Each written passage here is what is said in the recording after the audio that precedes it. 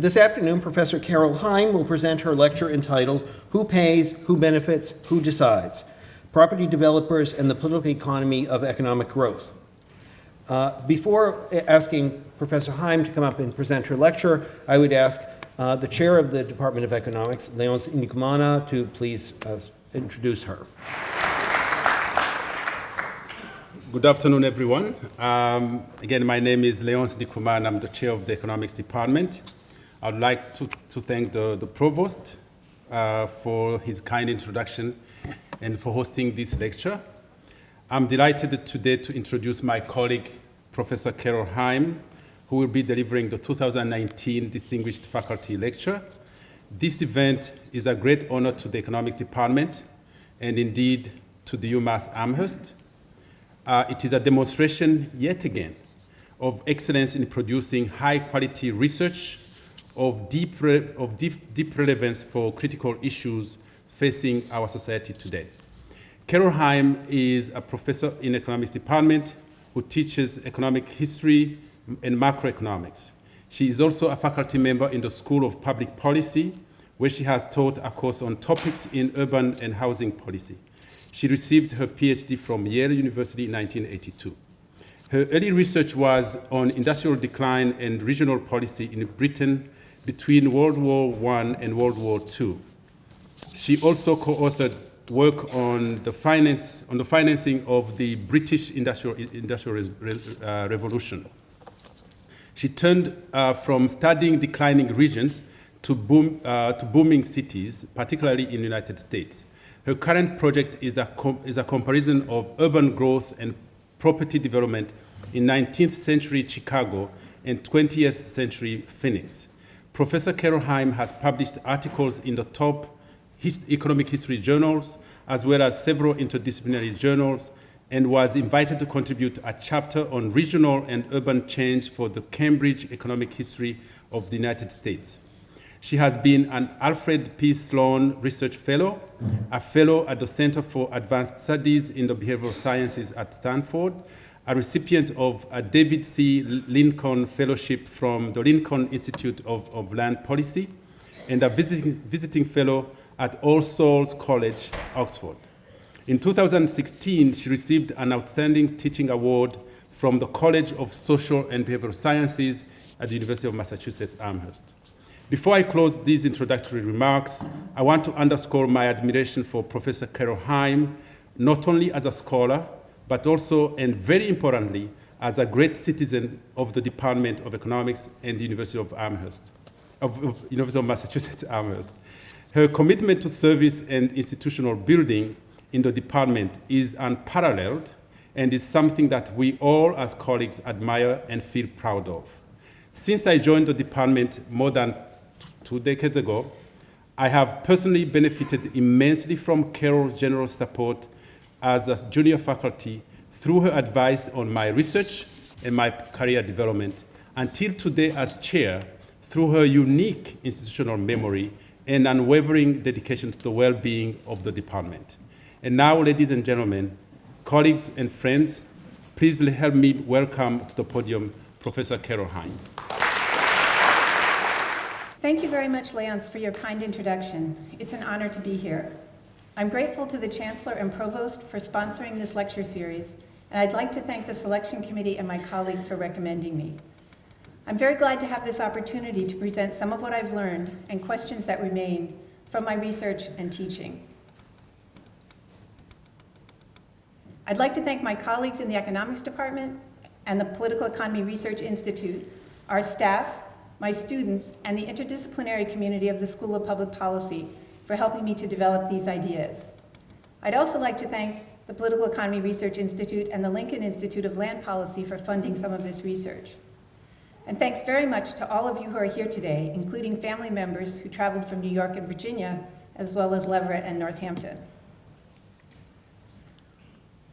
I'll be talking today about property developers and how they use legal and political processes to increase their economic gain from urban development. I'll start with some questions that motivate my work. Then I'll discuss conceptual issues relating to the economic returns that developers reap. I'll use historical cases and contemporary policy issues to explore the broad questions, and I'll conclude with suggestions for further research and public policy. I first got interested in property development when I wrote a paper on new town development in Great Britain in the 1950s. These were planned communities, several located outside London. What was fascinating to me was that the British Treasury, well known for its reluctance to spend money, insisted on developing the new town commercial centers itself, rather than allowing private developers to do that work. What was it about property development that made even the British Treasury want to get in on the game? I also knew that city building played a crucial role in the economic growth of the United States and other countries in the 19th and 20th centuries, and this is continuing in China in the 21st. I'll begin by asking about sources of economic gain for developers. The economic gain created through urban and suburban development includes both asset values, such as the capital gains on land, and income generated both through production of homes and other buildings by the property development industry and through other goods and services production in the city. The combination of asset values and income makes the question a difficult and sometimes confusing one. I'll then examine some ways in which developers use political and legal processes to increase their share of economic gain and inquire about circumstances in which their interests do or do not align with the public good. Some efforts to get a bigger share of the economic pie may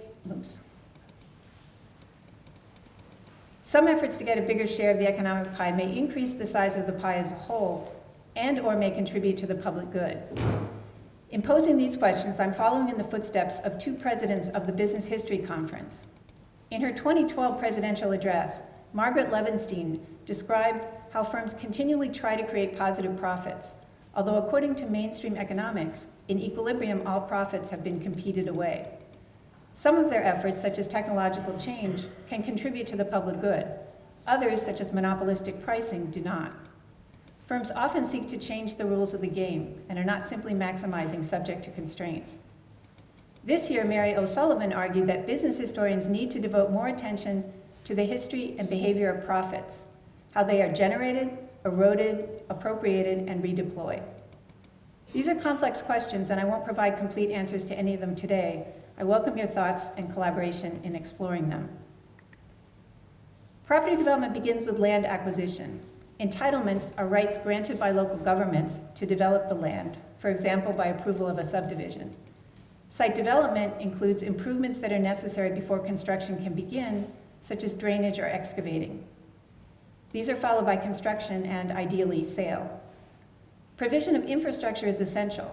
This includes off-site infrastructure, such as major roads, as well as the on-site infrastructure shown in this diagram. Often, no one wants to pay for it, and part of the history of infrastructure finance is the efforts to shift the costs onto someone else. Who are the developers is one of the many questions without a simple answer. Some firms or individuals undertake all stages of this process. Some only do land acquisition and site development, then sell lots to builders who undertake only the final two steps. I'm very interested in how developers and builders decide which of these steps to undertake. The boundary of their activities can change over time, depending on what they see as the most profitable strategy, and it may affect their position on policy issues, as we'll see later. I'll speak today about three sources of economic gain for developers. You could think of them broadly as 1, the developer increasing the economic pie, 2, the developer getting a bigger share of the pie, or 3, a variant of 2, the developer getting handed a slice of pie by the government. The first source is the developer's own vision and enterprise in creating an individual product or an entire community. Mark Weiss, in The Rise of the Community Builders, described pioneering developers who in the 1920s to 40s created attractive and profitable residential subdivisions across the United States. Many practices used by these developers to add value, such as uniform building lines or front and side yards, later were incorporated into planning and zoning practices by local governments. Weiss quotes J.C. Nichols, who developed the Country Club District of Kansas City, as saying that, quote, "The most efficient manner of platting land should be the plan which gives the greatest value and security to every purchaser, adds the greatest amount of value and beauty to the city as a whole, yet produces a big profit to the man who plats the land." Developers also provided less expensive homes in Levittown and elsewhere by introducing mass production methods and lowering construction costs. In the Phoenix area, developers created large master plan communities, including Sun City in 1959, the first active adult retirement community in the US. However, developers' own efforts aren't the only source of their economic gain. We need to add two other important elements to the story: land and government. Land is often omitted in economic growth models, and government often is treated as wholly unproductive or rent-seeking, though it may actually be an important creator of economic surplus, for example, by building infrastructure, such as roads or dams. Other theoretical traditions, particularly in sociology, political science, and geography, recognize an important role for land and government. For example, John Logan and Harvey Moloch's work on urban growth machines, Clarence Stone's work on urban machines, and David Harvey's work on accumulation by dispossession and on class monopoly rent all emphasize land and economic gains from land ownership. Land and developments resting upon it may increase in value for reasons that are not solely the result of a developer's actions. A change in land use, for example from farmland to a residential suburb, may lead to a large increase in value. Appraisers would describe that land as being placed in its highest and best use. In Britain, the term betterment was used to describe increases in land value deriving from factors such as public investment in transport, planning permission, or overall economic and population growth. In the 19th century, the economist John Stuart Mill first proposed taxing what came to be known as the unearned increment, an increase in the value of property that is due to no labor or expenditure of the owner. Henry George became well known for similar proposals. Economists also have written extensively about agglomeration economies, found when a large number of companies, services, and industries exist in close proximity to one another and benefit from the cost reductions, gains in efficiency, and knowledge spillovers that result from this proximity. These agglomeration economies raise the value of the land where they are found. The question then arises, who will capture the increase in value, part of which is land value, that occurs with urban growth? One term that's been used for the distinctive return to property development is development gain, defined as the difference between the value or sales price of a development and the costs of creating it. These costs include construction and other costs incurred in building a house or other structure. What is left over, the development gain, is divided between the landowner in the form of land price and the developer in the form of profit. I draw heavily in my work on Michael Ball's book, Housing Policy and Economic Power, which emphasized the struggle between landowners and developers over the price of land. If the developer has more bargaining power and can drive down the price of land, the developer gets a bigger share of the pie. Development gain here is what is the green shaded portions. What is left of the total selling price of $300,000 after construction and other costs are subtracted. If a developer is able to bargain down the land price from 45 to 30, then the developer's share of the gain goes up from 50 to 65. Developers' economic gain may derive as much or more from land as it does from the activity of construction. I'd like to cite 4 historical examples. The land profits of J.C. Nichols, the community builder I quoted earlier, were twice the building profits on house and lot combinations, and the company made more money from land sales than construction, especially in its early stages. In some instances before World War I, profits from land sales reached 400 to 500%. A second example is the 1930 Census of Construction, which observed that many operative builders made their profits off the sale or lease of land and buildings, and not off construction of buildings per se. Third, Canada in the 1970s saw a property boom, documented by James Lorimer in his book, The Developers. He noted that cash profits resulting from house construction were not nearly as substantial as those from land development. Cadillac Fairview chairman A.E. Diamond explained that, quote, "The real value in real estate lies in holding it for long-term appreciation." That was also the British Treasury's motivation. Lorimer concluded that, quote, "The high operating profits earned in suburban land development arise because the developers are realizing the enormous increases in suburban land values between the time they purchase their land banks and the time they sell the land as serviced house lots," unquote. Developers benefit both from acquiring the land at a low price and from selling lots to builders at a high price. Lorimer argued that a few large Canadian developers captured an effective monopoly on the supply of new house lots in many cities. They restricted supply after 1971 despite increased demand, and suburban house prices rose enormously. Developers' profit was so substantial in most large Canadian cities that suburban house prices could have been reduced greatly if developers were restricted to a margin of 10% on their development costs. A final piece of historical evidence comes from a 1996 paper by Sir Somerville, who examined the contribution of land to builder profits. Somerville had access to unique microdata, information on more than 7,500 single-family detached units built and sold between 1988 and 1991 in 8 urban markets, drawn from the private records of one of the largest home builders in the United States. A side note here. One of the challenges of doing research on developers is the lack of available data. Many firms are not publicly traded and company reports are not available. Partnerships form and dissolve after specific projects. Developers do not necessarily want the sources of their profits to be publicly identified. One path forward I'm exploring is information that's publicly available due to legal proceedings or requirements, such as financial information required from firms for underwriting of municipal bonds. Somerville noted that, quote, during active markets, builders and developers appear to earn profits well above those typical of more standard competitive industries, unquote. Using regression analysis to estimate markups, he found that land is the key factor in explaining variation in builder profitability. David Harvey also theorizes landowner monopoly power as important in determining developers' gain.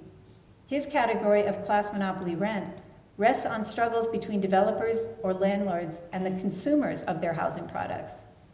Developers perform a positive coordinating and stabilizing function. They also reap monopoly profits from product differentiation by creating communities for which upper and middle income households will pay a premium. Landlords also extract high rents from poor tenants lacking alternatives. Harvey pointed out the difficulty of distinguishing between rent and profit. A third source of development gain is givings from government. In court cases, especially since the 1980s, landowners demanded compensation for takings, cases where government action diminished the value of their property. This could occur through direct condemnation using powers of eminent domain or through regulation. Less attention was paid to cases in which government action increased the value of a landowner's property. But government played a major role in spurring urban growth and creating opportunities for development gain, particularly in 20th century Sunbelt cities. Arizona residents are known for their attachment to private property rights, but Phoenix literally would not exist in its current form without government programs including dam and highway construction, military spending, and federal home mortgage loan programs. The loan guarantees both increased demand for new homes and allowed developers to obtain financing to supply it. Government-provided infrastructure can create windfall gains when it makes building on a lot possible or more profitable. To take an example close to home, a building lot in Leverett, where I live, recently was on the market for $90,000. Some lots are unbuildable because they cannot pass a perk test, meaning soil conditions don't allow a septic system to be installed. According to the Leverett Assessor's Office, an unbuildable lot is marked down 90%, so that lot would be valued at $9,000. Leverett isn't planning to install a sewer system, but if we did, the value of that lot would rise from $9,000 to $90,000, for a windfall gain of $81,000 minus the landowner's share of the cost of constructing the sewer system and any property or capital gains taxes. The recognition that publicly created value can be privately appropriated has led to various efforts at value capture, which seek to reclaim some of that value for the public. Britain has a long history of trying to tax betterment gain, with mixed success. Other countries in Latin America have made progress using betterment contributions, charges for building rights, and other means. US property taxes accomplish value capture, some value capture, but to a limited degree. Recent publicity over incentives offered to companies such as Amazon to locate in specific cities has focused attention on givings by government. Inducements have included offers of land, as well as tax incentives, capital grants, transportation and education infrastructure, and workforce grants. Many previous givings by government have been less visible. A recent New York Times article, citing a study by Bridget Fisher and Flavia Leite, pointed out that the cost to taxpayers of the Hudson Yards redevelopment project in New York City have been greater than the incentives that were offered to lure Amazon. I don't know enough about the details of either case to take a position on their overall costs and benefits, but I do think it's important to identify the full costs of what government is providing, and to the extent possible, who will benefit and who will pay that cost. One place to look for such information is Greg Leroy's Good Jobs First website, which includes a very interesting subsidy tracker. I'll now consider ways that developers use political and legal processes to create opportunities for economic gain and increase their slice of the pie. Two important aspects on which I've done research are financing of infrastructure and zoning and land use. Paying for infrastructure is an ongoing challenge, and one that the United States currently is not meeting very well. Our crumbling infrastructure received a grade of D+ from the American Society of Civil Engineers in its most recent report. Historically, governments, private entities, and mixed forms, such as public-private partnerships, have undertaken both the provision and financing of public goods in the United States and other countries. Two broad principles have been used to decide who should pay for these goods. One, only the individuals who benefit, or two, the community as a whole. Public-private partnerships have increased in importance as cash-strapped governments lack financial resources to undertake desired projects. I'll talk about each of these systems in turn, focusing on 19th century Chicago and 20th century Phoenix. Robin Einhorn linked infrastructure finance in Chicago to different systems of municipal government. In the booster system from 1833 to the mid-1840s, public works were created for citywide benefit. Government was viewed as a tool to promote a shared interest in growth. In the 1840s, this gave way to what she called a segmented system, using special assessments for sidewalks, street paving, and other infrastructure. Property owners who wanted improvements petitioned aldermen representing their ward. City assessment commissioners estimated damages and benefits to property values and assessed the owners of each lot. One reason for this transition was the inability of more well-off owners, property owners, to gain support from working-class homeowners for improvements the latter felt they could not afford. In Chicago and other 19th century cities such as Detroit and Milwaukee, many working-class families built their own homes. They could afford to construct their homes, but not sidewalks. The special assessment system enshrined the idea that only those who receive benefits from an improvement should pay for it, and only those whose real estate would be affected by a decision had a right to participate in it. In this period, there was an aversion to using government to redistribute wealth, and as Einhorn puts it, quote, notions of the public good all but disappeared from municipal policy debate, unquote. Developers predominated among property owners sending public works petitions to the city council. Street projects would raise the value of their property, including buildings they'd constructed. The system helped them to build consensus with like-minded neighbors. While protecting less well-off city residents from paying for infrastructure, it also ruled out demands from them to use government to provide public goods for all. Anderk and Keating described a different privatized system in growing Chicago suburbs in the decades after the Civil War, when developers competed for customers by offering different packages of infrastructure for their subdivisions. In the late 19th century, sidewalks and streets came to be viewed as something to which all residents had a right, rather than something to be self-financed by those who could afford them.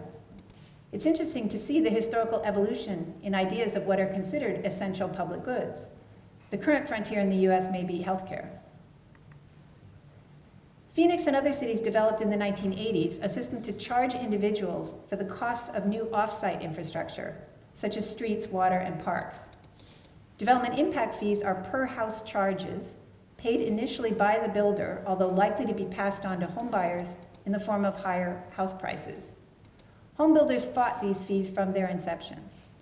The immediate trigger for the fees, according to a former city council member I interviewed, was a proposal for a large master plan development, Tatum Ranch, north of the city in an area lacking infrastructure, where the city's general plan had a policy prohibiting development until lands closer in were developed. This raised the question, who should pay to extend water and sewer lines to this distant location? Phoenix also was experiencing fiscal difficulties in the mid-1980s, due in part to a drop in funds from the federal government. In March 1986, the City Council created a fiscal impact subcommittee to estimate public costs of new development on vacant lands and in peripheral areas, and to determine techniques of financing them, as well as a citizens task force to assist and advise. The task force criticized leapfrog developments that put an inordinate fiscal burden on the city and produced what it considered unmanageable urban sprawl. In 1987, an ordinance was passed establishing fees for peripheral areas. It stated that, quote, new development should pay for itself by assuming its fair share of the cost of providing necessary capital facilities, unquote. The subcommittee's recommendation to impose fees had included a proposed phase-in of 6 years to soften the impact of the new system on developers, and amendments to the draft ordinance were made in response to concerns voiced by the Home Builders Association of Central Arizona, Suncor, the developer of Tatum Ranch, and others. Fee increases were delayed in the mid-90s after the Home Builders Association argued that they would drive up prices and hurt the home building industry. Elsewhere in Arizona, builders engaged in protracted legal battles. They succeeded in blocking impact fees in Apache Junction to build schools on the grounds that schools in Arizona are funded by school districts rather than municipalities, and so the city did not have a legal right to impose the fee. After the housing boom collapsed in 2006, delays in scheduled fee increases were negotiated in several cities in the Phoenix area. The Arizona legislature imposed a moratorium on new or increased fees, and in 2011, it rewrote state statutes regarding impact fees. This may be a case of an interest group, home builders, moving to a different political venue, the state legislature rather than the city council, to accomplish its goals. Oops, get back up here.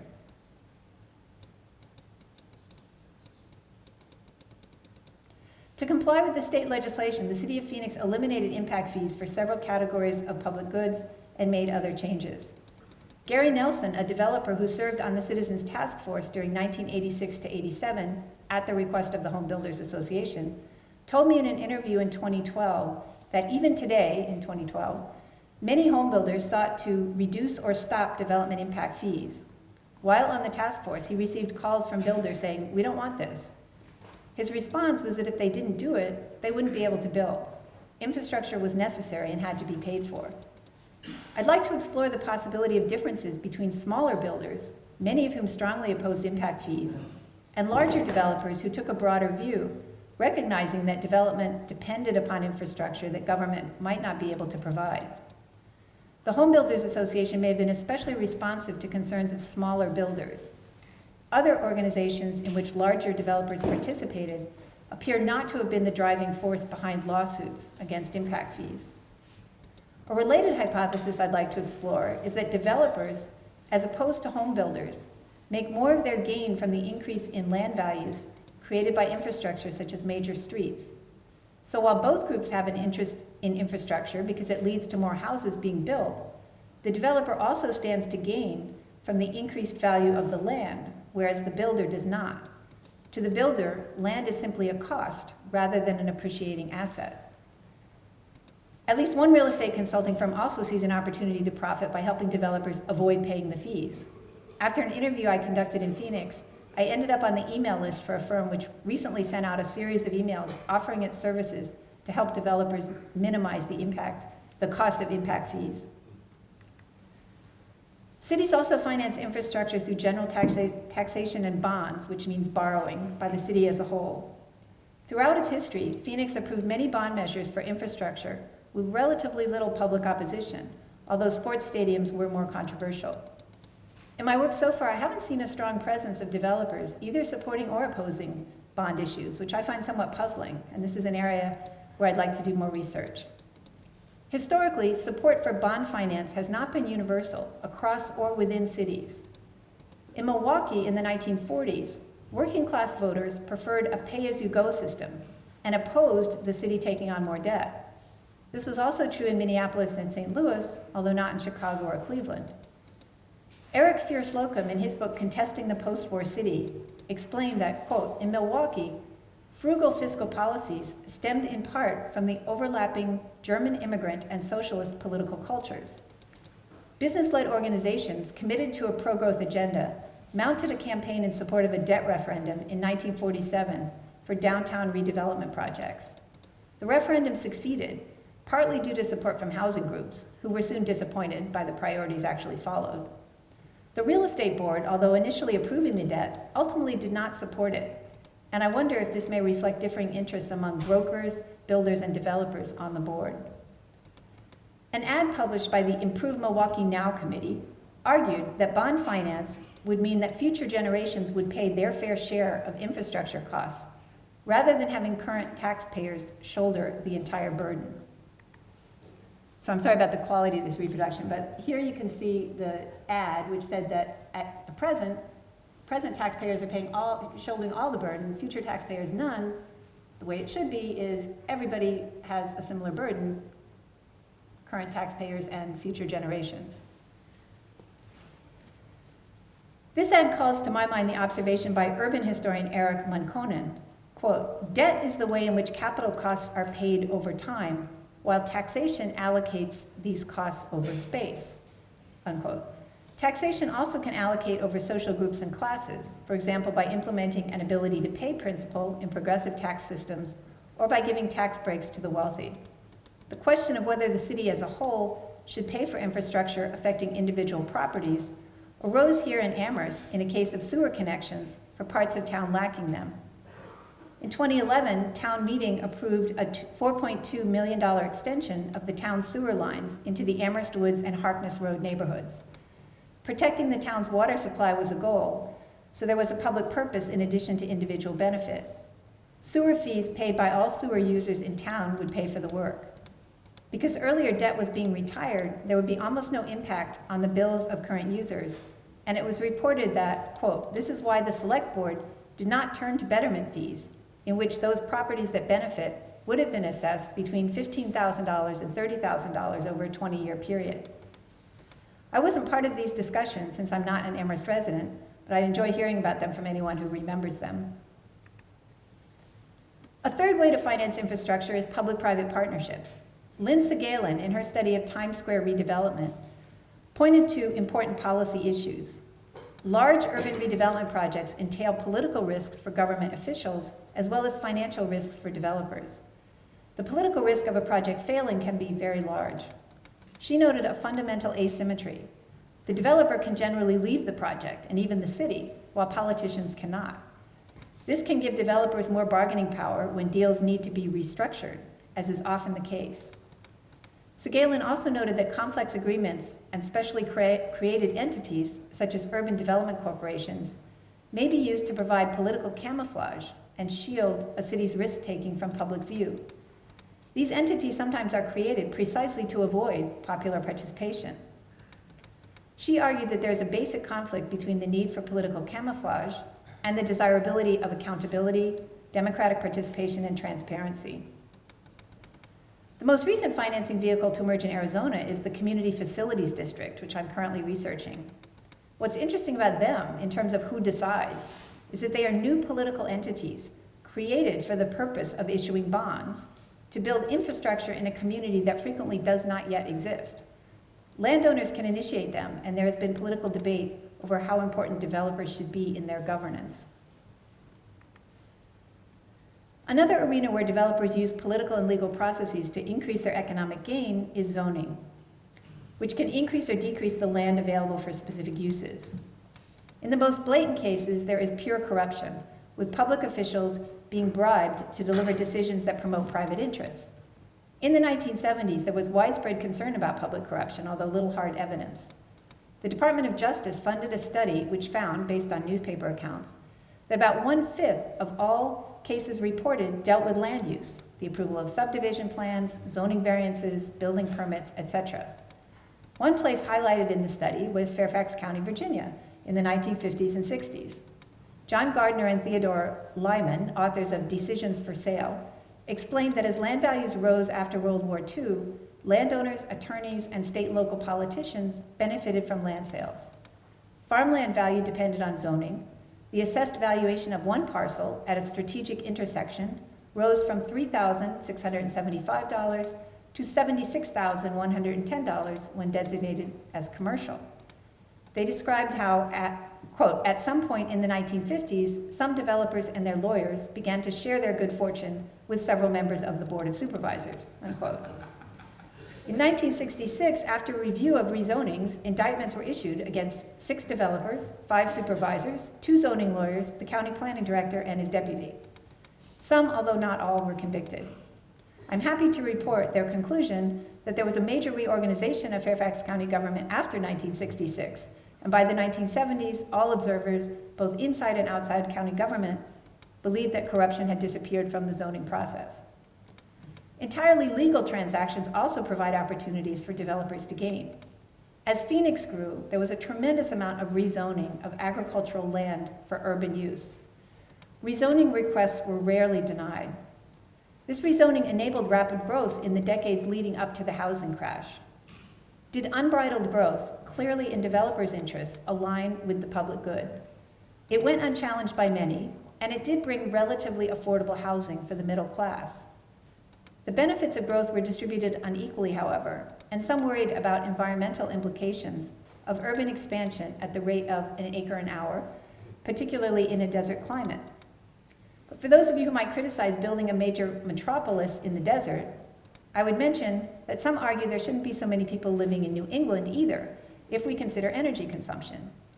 Ed Glazer, a noted urban economist, thinks more people should move to coastal California, which doesn't require much cooling in the summer or heating in the winter. I did uncover one interesting case where the public good, at least as perceived by planners, was placed above private interests of developers. The Phoenix metro area includes about 24 municipalities, which differ in their fiscal and zoning policies. In Chandler, I learned from city planners that they felt the public interest meant keeping land zoned for commercial or industrial use to provide employment opportunities and tax revenues for the city. They resisted efforts to rezone land to residential use, though pressure to do so increased as the city approached build-out and residential developers had more difficulty finding land. Another researcher, Benjamin Stanley, presented fascinating evidence of how legal and political processes were used to amass economic value. Stanley used data on downtown Phoenix properties to analyze what he termed entitlement-based structural speculation in the mid-2000s, when actors would acquire land, reposition it through a zoning process, and sell it at a higher price. Many of these actors had no intention of ever actually building, though they hired architects, attorneys, and others to prepare boards, make presentations at zoning hearings, etc. Public money was transferred to speculators when the city paid inflated prices for land it bought after redevelopment projects were announced. I'll turn now to other cases with policy relevance, and I'll talk first about Houston after Hurricane Harvey, then about responses to sea level rise in Miami, and finally about who will pay for more climate-resilient infrastructure. Houston traditionally has had a very pro-growth ethos and a lax regulatory environment. It's the only major U.S. city without a zoning code, although it does have some land use regulations and private covenants that affect building, and some flood protection standards. There's disagreement as to how much a lack of regulation should be blamed for the impact of Hurricane Harvey, but it was already recognized in the 1980s that much open space that could have absorbed water from heavy rainfalls had been paved over. Developers continued to build in wetlands and prairies, and although from an engineering perspective it's known how to build better with open lands or detention areas, it costs developers more to do so. At the state level, Texas, although highly vulnerable to storms, is one of only 4 states along the Gulf and Atlantic coasts with no mandatory statewide building codes. Christopher Flavelle, in a 2017 Bloomberg News article, noted that insurers tend to favor tighter building codes and fewer homes in vulnerable locations, whereas developers and home builders want to keep homes as inexpensive as possible. He observed that, quote, any proposal that would increase costs in Texas draws pushback from home builders, a powerful group in a state where people despise red tape about as much as they hate taxes, unquote. There also are issues of compliance. In 2015, the Houston Chronicle looked at a sample of permits issued to developers and found that more than half of the developers had not followed through on Army Corps of Engineers directives to protect wetlands. Hurricane Harvey brought fresh interest in building regulations, especially by Mayor Sylvester Turner. The City Council narrowly approved new floodplain building regulations last April, which require any new construction in flood zones to be 2 feet above the 500-year storm level. Builders opposed the change, arguing that the new rules were an overreaction to the hurricane. I'd like to learn more about the strategies builders pursued in voicing their opposition and about what combination of political forces defeated them. I also think comparative studies could be useful. In Florida, after Hurricane Andrew in 1992, Miami-Dade County tightened its building regulations, requiring more robust roofs and higher standards for construction products. In 2002, the state of Florida passed a statewide building code that's one of the most stringent in the United States. Did developers and builders fight or support these regulations? What strategies or coalitions were important in getting them passed? Insurers played a role in some areas.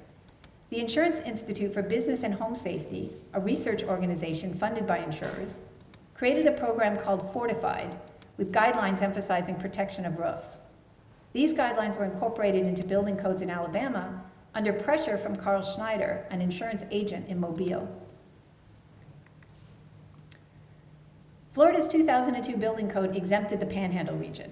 This photo shows the effect of Hurricane Michael in 2018. Many houses in Mexico Beach were flattened. The one shown standing had been voluntarily built to much higher standards, using reinforced concrete and elevated on tall pilings, as you can see, to allow storm surge to pass underneath. The space under the roof was minimized so wind could not lift it off. The architect of this house said building it with all of its safeguards roughly doubled the cost per square foot. Experts differ on the costs of more resilient houses, but they can be substantial. An estimate in Forbes in 2012 said an array of storm resistance measures would add more than $30,000 to the cost of a typical house. That, of course, raises questions of who will pay the cost of greater resilience for homes or infrastructure, how much resilience should be mandated, and who will make that decision.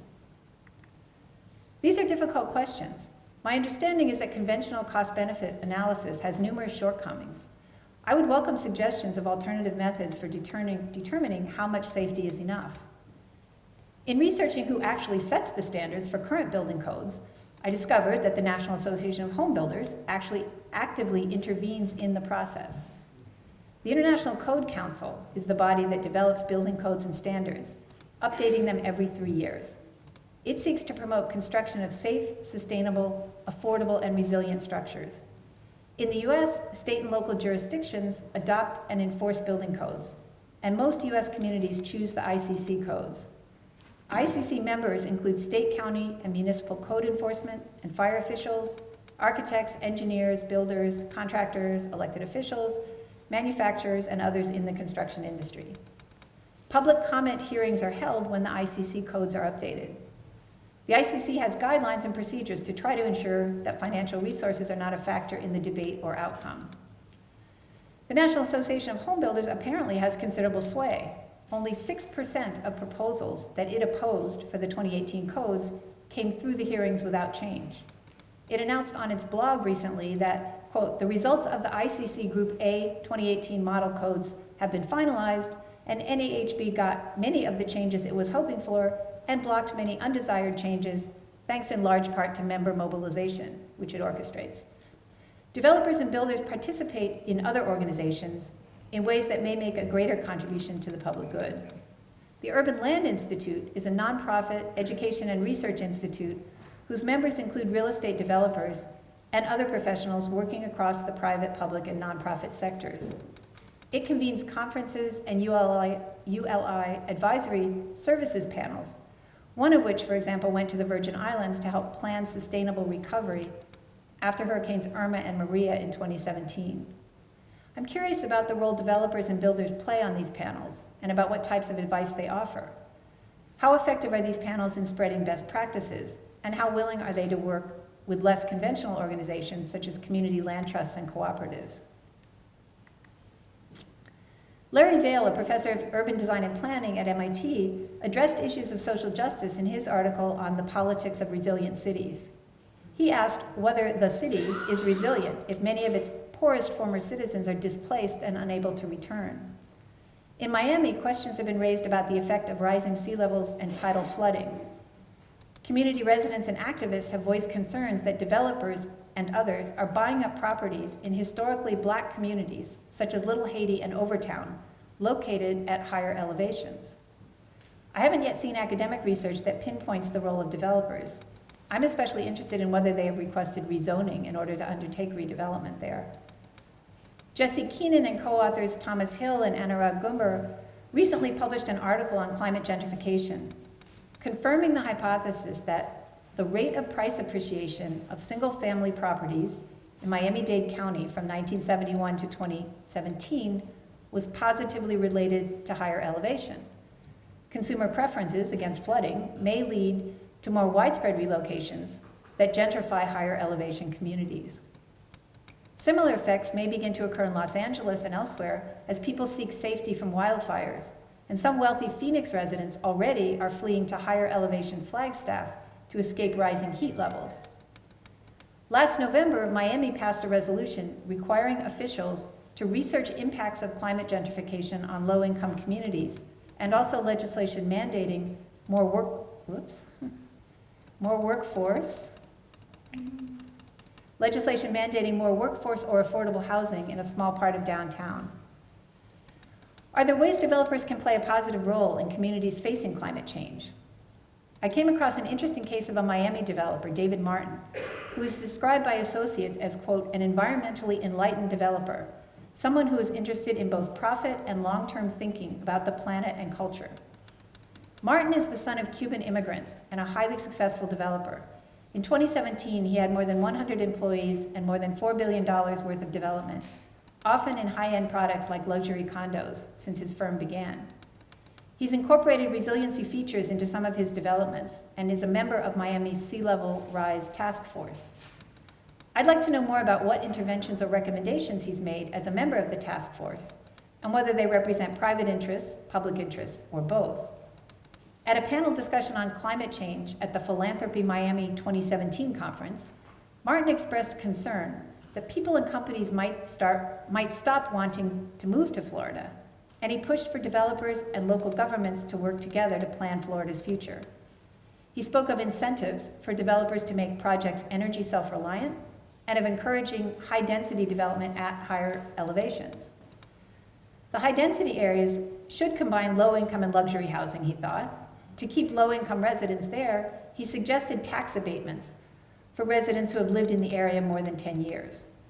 This sounds like a good idea, although I'd like to know how effective similar tax abatements have been elsewhere. I'm very interested in seeing research telling us more about the possibilities and limitations of developers as allies in adaptation to climate change. As with any infrastructure, someone has to pay for it. Those making the business case for resilience seek to convince builders that resilient design is in their private interest. To the extent that they're successful, we may see an alignment of developers' interests with the public good. Insurance companies have begun to mandate more resilient design. Here, we see one private interest compelling another private interest in a way which may promote the public good. There actually is a long history of insurance companies as instigators of building regulations, for example, after major fires in US cities. In many cases, either public funding or public-private partnerships will be the financing vehicle. I find it interesting that at least one developer, David Martin, has argued that development should be allowed to occur because it will generate tax revenue that can pay for resilient infrastructure. Of course, it is to some degree their own projects in vulnerable locations that create a need for resilient infrastructure. In cases of public funding, we need to ask, as always, what constitutes a fair share for those with differing levels of income and wealth? In terms of future research, I've already mentioned issues relating to developers versus builders and the need for a political economy of building codes and zoning. Maureen Laraday is working on a political economy of asset markets, and Michael Hudson has done interesting work on capital gains in real estate. I'd like to see more attention, both theoretical and empirical, to the place of capital gains in the overall economic returns of capitalist firms, and to how firms use the legal sphere to create opportunities for gain. Brian Kalachi has shown how large firms used legal and political means to create the new business form of franchising, in which a firm like McDonald's is insulated from wage demands or injury claims from workers because the workers are employed by the local franchisee, not by McDonald's itself. Builders also increase their gain by subcontracting out construction to legally separate entities. Some economists and legal scholars are calling for a new law in economics, one aspect of which is a greater focus on the quality, content, and distribution of the economic pie, not only its quantitative magnitude. I'm looking forward to seeing their work and to working with them. On the policy side, I think we need greater transparency concerning public contributions to private projects or public-private partnerships. Without that, it's impossible really to know who is paying. When deals are struck, it's important that developers or other firms deliver what they promise in terms of employment or other outcomes. Clawback provisions ensure that incentives are repaid if promised goals aren't met. They've been relatively rare, although recently invoked in the case of General Electric in Boston. There are many potential value capture methods, and I would like to see more of them implemented in the United States. These include land and betterment taxation, community land trusts, profit-sharing arrangements, and community benefits agreements, among others. I think the pros and cons of all of these are worth exploring. So to sum up my main points, much of the gain in property development comes from land. Developers use legal and political processes to increase their economic gain. Government actions such as creation of infrastructure or zoning often increase the value of land or development on it, and it's appropriate for the public to capture back more of this publicly created value. So I look forward to your questions and comments, and I hope you'll get in touch with me if you'd like to continue the conversation. Thanks very much. It is my pleasure to bestow on you the Chancellor's Medal, which is the highest award given on the Amherst campus. Congratulations.